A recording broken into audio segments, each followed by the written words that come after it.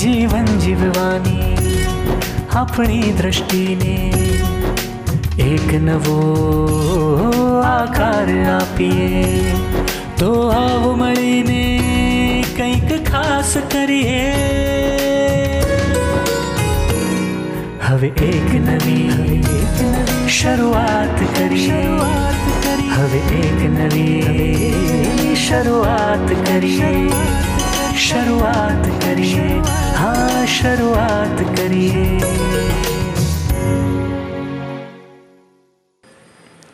રસીલા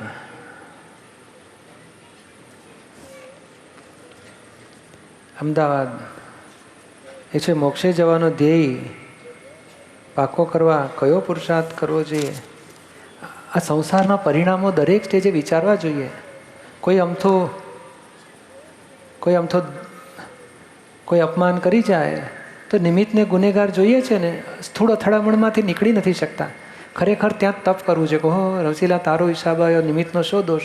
અને પછી વિચારણા આગળ વધે, સમજણ આગળ વધે કે આ સંસારમાં આ દુઃખો અપમાન કરીને આપણને દુઃખ પડે છે તો સંસારમાં રહેવા જેવું જ નથી, મોક્ષે જતા રહેવા જેવું. એ પરિણામ આપણને તરત જ જાગૃતિમાં આવવું છે. એવું કંઈ અપમાન થાય, કંઈ નુકસાન થાય, છોકરા ઉપાધિ કરાવે, માન ધણી ઉપાધિ કરાવે, સાસુની રસોડાની જવાબદારીમાં કંટાળો આવે કે આ 3 વખત રાંધીને આખી જિંદગી 50-70 વર્ષથી રાંધ્યા કરીએ કેમ પણ કંટાળો નથી આવતો? તમે શું સુખ છે? ચલો, બંધ કરવાની વાત નથી, આપણને મોહ ઓગાળવાની વાત છે કે અંદર જાગૃત થાવ. આ મન વચન કાયને ફાઇલોના નિકાલ કરાવો અને અંદરથી જાગૃત થાવ કે મારે શેને માટે આ કરી રહ્યા છે, પછી શું, છેવટે શું મારે પ્રાપ્ત કરવું છે. એટલે પહેલું સ્ટેપ આવે છે દુઃખના પ્રસંગોમાં નિમિત્તને નિર્દોષ જોઈને મોક્ષનો ધ્યેય મજબૂત કરી શકાય. સહેજ દુઃખ આવ્યું ને પછી ભાવના થવી જ જોઈએ કે આ સંસારથી છૂટવા જેવું છે, મોક્ષે જતા રહેવા જેવું છે. અને સેકન્ડ સ્ટેપ, જે મીઠું જે લાગે છે, જ્યાં કોઈ માન આપે તો મીઠું લાગે, કીર્તિ મીઠી લાગે, પૈસા આવ્યા તો વાપરવા મળે તો મીઠું લાગે, મોહની વસ્તુ ભોગવવા મળે તો મીઠું લાગે. હવે એ મીઠું, એનું ફળ જ આપણને આ દુઃખ, અપમાન, હડકા દુખે, શરીરમાં રોગ થાય, અપમાન આવે, નુકસાન થાય, માર પડે, ગાળો ભાંડે, બધા આ સુખ લીધું એના રિપેમેન્ટમાં જ બધા દુઃખો છે. તો આપણે સમજવું જ પડે કે આ સુખ લઈશ તો મને આવા દુઃખો પડશે, માટે મને આ સુખે ગમતા નથી. એટલે પ્રાઇમરી સ્ટેજમાં પ્રથમ દુઃખો વખતે જાગૃતિ ગોઠવો મોક્ષના ધ્યેયની. પછી મીઠું લાગે ત્યાંય કંટાળો આવવો છે. ગમે તેવી મીઠાઈ ખાતા હોઈએ, મીઠું લાગે પણ શું હિતકારી, બીજે દડે સંડાસમાં જવાનું. અને આ સુખ લઈશું તો દાળ દુખશે, એના રિપેમેન્ટમાં દુઃખ ભોગવવું પડશે. મારે સુખે જોઈતા નથી. અરે આત્માનું સુખ જોઈએ છે, શાશ્વત સુખ જોઈએ છે, મોક્ષનું સુખ જોઈએ છે, અનંત સુખ જોઈએ છે. સત્સંગમાં આવવાથી ફાલતુને દુઃખ થાય છે તો એના માટે શું કરવું? એનું પ્રતિક્રમણ કરવાનું અને સંભાવે નિકાલ કરવાનો, તપ કરવાનો.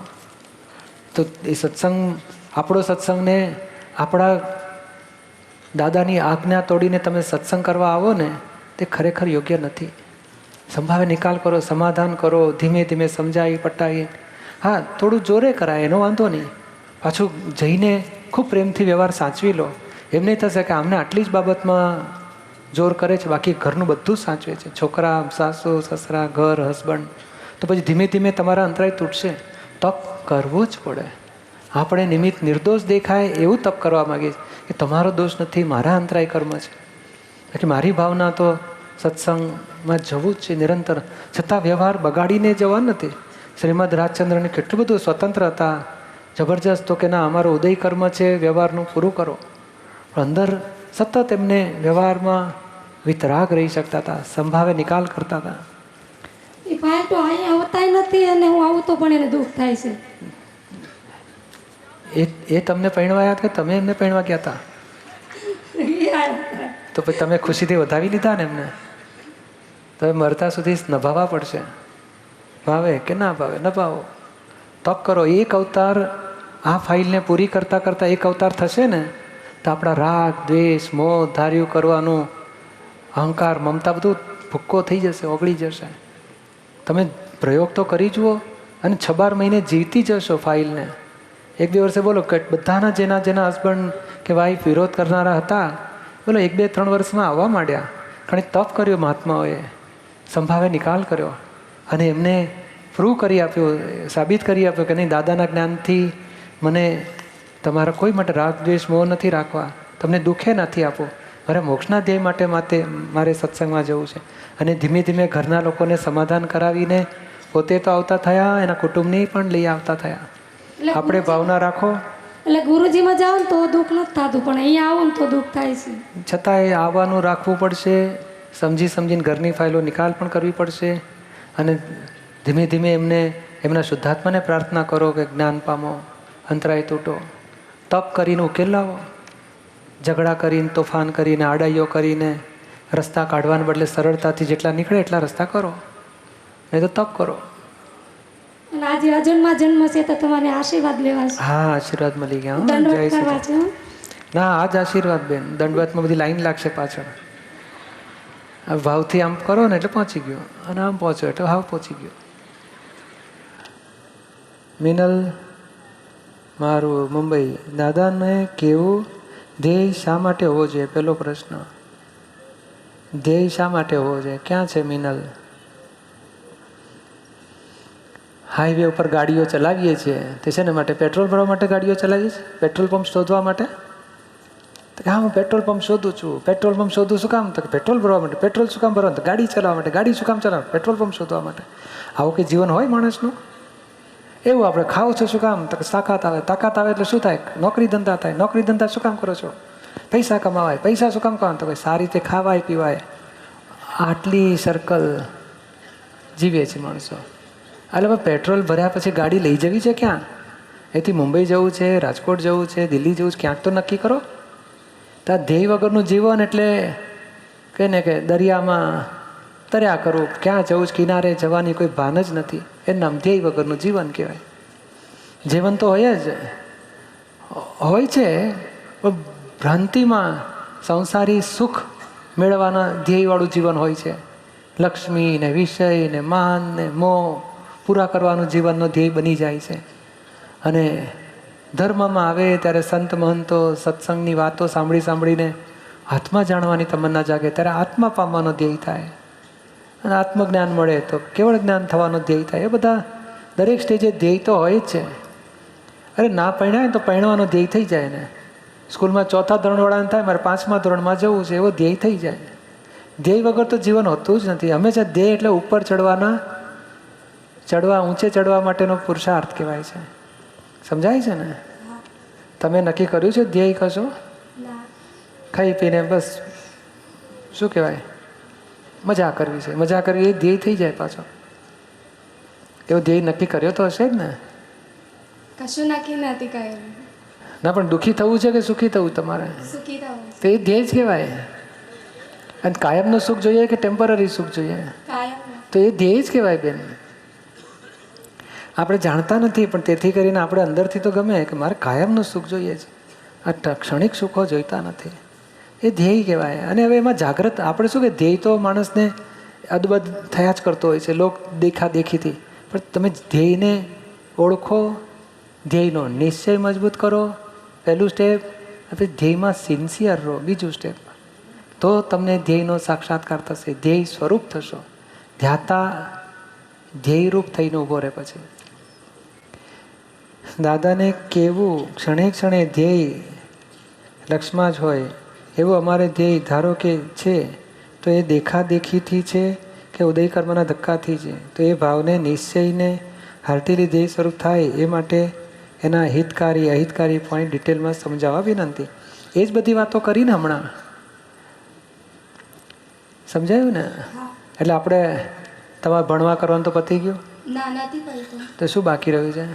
ફર્સ્ટ યર ડિગ્રીમાં છું. તો પછી એમાં તમારે આગળ વધવું છે કે જ્યાં છો એ જ બરોબર છે? 2-5 વર્ષ કાઢવા છે દરેક વર્ષમાં? ના, આગળ વધવું છે. તો એ ધ્યેય કહેવાય. હમણાં પછી ભણી રહ્યા પછી ખબર નહીં. પછી નોકરી કરવી પડશે. પછી નોકરી મળ્યા પછી છોકરો શોધવો પડશે. ના શું તો બધું પ્રવાહમાં આગળ સ્ટેશન આવવાના બધા તૈયારી રાખવી પડે.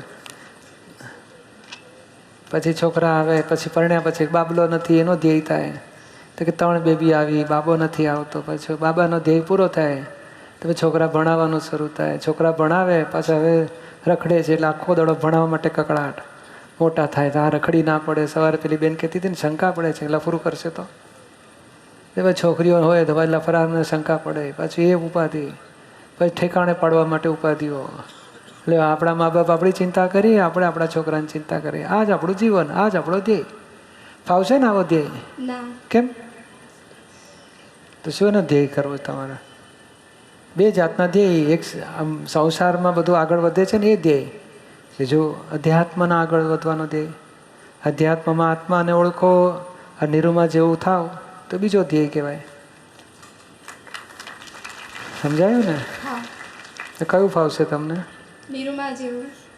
હા, એ તો પછી કહે ને કે ખાઈ પીને સૂઈ રહીએ તો ના થવાય. એટલે પહેલાં ભણવાની ફાઇલ પૂરી કરો, દાદાનું જ્ઞાન લઈને 5 આ જ્ઞાન ફાઇલો પૂરી કરતા જાઓ. અને આત્મા એમને તો પહેલા દિવસથી એક જ ભાવના હતી કે આત્માનો સ્પષ્ટ અનુભવ, આ સ્ત્રી પ્રકૃતિને પાર લાવીને આત્માના અનુભવની કક્ષાએ પહોંચવું જ છે. અંધાડામાં 25 વખત કહું છું, એમને તો 500 વખત ચૂકતા યાદ રહેતું હતું. એક જ વાર યાદ આવે દિવસમાં. બહુ સારું કહેવાય. એક વખત યાદ આવે છે ને તો બહુ સારું કહેવાય બેન, મોટી જાગૃતિ કહેવાય. હવે થોડું વધારવાનું, 1 + 1 2 કરવાનું. હવે 2 × 2 4 થાય, પછી 4 × 4 16 થઈ જશે. પછી થોડું 8 જ ઉમેરો એટલે પછી 25 થઈ જાય. 9 ઉમેરો. પણ આ છે ને એ ભૂલવા જેવું નથી. પ્રાર્થના કરો, શક્તિ માગો. આપણી ચરણવિધિમાં બધી શક્તિઓ મૂકી જ છે મોક્ષના ધ્યેય માટેની. સમજાયું ને? આ આપણું આ પુણ્યથી આપણે આ ટોળામાં આવી ગયા અને આ મોક્ષના ધ્યેયની વાતો સાંભળવા મળી, આપણી પુણ્ય છે. હવે એને પકડી રાખવાની છે જાગૃતિથી કે આવી વાતો ચૂકી જવા જેવી નથી. નિરૂમાની સુંદર કેસેટો પણ છે, મોક્ષના બાધક કારણો, મોક્ષનો ધ્યેય, એ બધી સરસ કેસેટો છે. એમાં બધા પોઈન્ટ, આ બધી વાતો આવે જ છે. લખી રાખવાની આપણે પોઈન્ટ ટુ પોઈન્ટ, પછી યાદ કરવાની, પછી શક્તિઓ માગવાની કે મને આવું થાવ એવી શક્તિ આપો દાદા ભગવાન. ધીમે ધીમે નિશ્ચય મજબૂત થશે. નિશ્ચય મજબૂત થયા પછી સિન્સિયર રહેવાનું નક્કી કરવાનું. તો સિન્સિયરિટીથી ધીમે ધીમે આપણી પ્રગતિ થશે જ. સમજાયું ને? કુંદન મનુષ્ય જીવનનો ધ્યેય તો નાનપણથી જ આત્માને ઓળખવાનો હતો. It's Dada Bhagwan Foundation presentation. Trimandir Sankul, Adalaj, District Gandhinagar, Gujarat. Phone 9327 010101.